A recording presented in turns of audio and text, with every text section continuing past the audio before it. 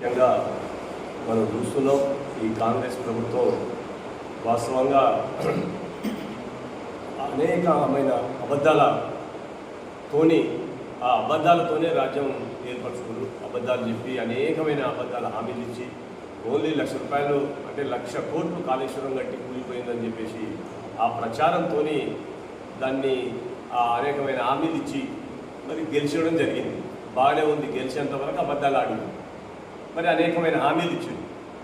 ఈ అప్పులు చేసి మరి ఇప్పటిదాకా అనేక ప్రాజెక్టులు కట్టిండు. కాళేశ్వరం నీళ్ళు మనం ఒలిగొండ మండలం కూడా కనపడుతుంది.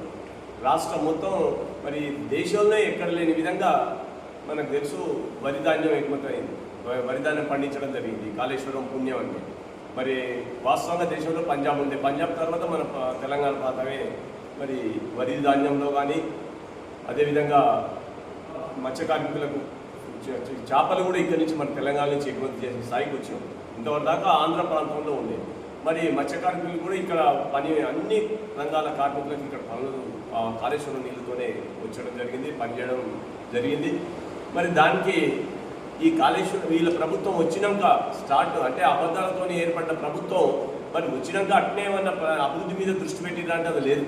ఈ కాళేశ్వరాన్ని ఎట్లా కూల్చాలి, ఇప్పుడైతే మేము వచ్చిందాక ఏం కూలలే అని, కాకపోతే 2 పిల్లర్స్ క్లాక్ వచ్చినాయండి. దాన్ని కూల్చాలనే ఉద్దేశంతో ఇసుక మొత్తం తీసి ఎండబెట్టి మొత్తం నీళ్లు కింద ఆంధ్ర ప్రాంతానికి పంపించి అక్కడ ఇసుక మొత్తం అమ్ముకుని నిన్న మన దాకా లైన్ కట్టిన ఇసుక మొత్తం అమ్మింది.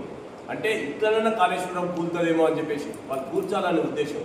అంటే ఆ ప్రజాధనాన్ని ఎవరు కూడా ప్రజాధనాన్ని దుర్వినియోగం చేస్తున్న వాళ్ళు ఇప్పటికీ మళ్ళీ ఇక తప్పని పరిస్థితిలో నిన్న మన కాళేశ్వరం టూర్ పెట్టుకున్నాయి. మరి గమనించారు 2.5 సంవత్సరాలు పొద్దుపొడిచింది. హైకోర్టులు వేసి అది చేసి తీసి వేసి దాంట్లో చెంపపెట్టికి కోర్టే హైకోర్టే బుద్ధి చెప్పింది వాళ్ళు.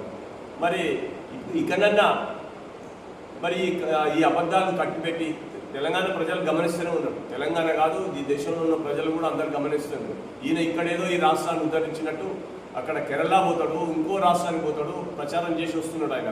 కానీ 2.5 సంవత్సరాలు ఆయన ఎంతసేపు ఇప్పటికీ 70 సార్లు తన ఢిల్లీ తిరుగుడమే సరిపోతుంది. ఈ రాష్ట్రం మీద అప్పులు చేసి ఆయన ప్రాజెక్టులు కట్టిండు. మరి జనానికి, రైతులకు, ఇక్కడున్న పేద బిక్కి అందరికీ ప్రజలు పంపిణీ చేసిండు. అప్పులు చేసి అయినా ఈ రాష్ట్రాన్ని డెవలప్ చేసిండు. మరి ఈయన అప్పులు చేసి ఒక్క పని ఏమన్నా చేసిండు ఇప్పటిదాకా కాంగ్రెస్ ప్రభుత్వం? మరి అది గమనించాలి. ఇది గమనిస్తూనే ఉన్నారు ప్రజలు కూడా. ఈ ప్రజలందరూ కూడా ఈయన కళ్ళబొల్లి మాటలు తప్ప ఈ రాష్ట్రం మీద చిత్తశుద్ధితోని ఒక్క అభివృద్ధి పని చేయకుండా ఈ వచ్చిన డబ్బులు నిలమన మనం చూస్తున్నాం. మరి అనేకమైన కాంట్రాక్టులు ఎక్సెస్ చేసుకుంటూ నిన్ననే 12,000 కోట్లు వాళ్ళ మనసులకే కాంట్రాక్ట్లు ఇచ్చింది. అది పత్రికల్లో వచ్చింది.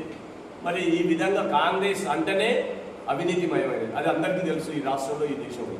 అందుకే మరి కేంద్రంలో ఉన్న అనేక రాష్ట్రాలలో ఓడిపోవడం జరుగుతుంది. అయినా బుద్ధి వస్తలేదు ఈ కాంగ్రెస్ ప్రభుత్వానికి. రాకరాక వచ్చింది, దీన్ని ఏదో ఈ రాష్ట్రాన్ని డెవలప్ చేసి చూపిస్తే మళ్ళీ అవకాశం వస్తుందనే జ్ఞానం వాళ్ళకు లేదు.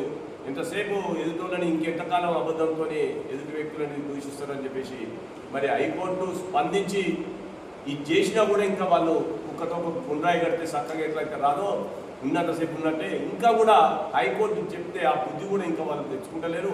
ఇది కాదు, ఇది కాదని మేము సిబిఐకి పోతామని చెప్పి నువ్వు ఏడికన్నామో నిజం నిలకడ మీద తేలుతుంది. ఇప్పటికి తెలియంది. భవిష్యత్తులో మీరు ఇప్పటికే ప్రజలందరూ గుర్తించారు. తెలంగాణ ప్రజలు మిమ్మల్ని ఇంటికి పంపించాలని చెప్పేసి ఆలోచనకు వచ్చింది. ఎక్కడ గ్రామాలలో కూడా అక్కడ తిరుగుబాటు మొదలైంది. ఇక్కడ చూసిన కార్మిక వర్గాలను కూడా ఈరోజు ఆర్టీసీ కార్మికులు తిరుగుబాటు చేస్తున్నారు.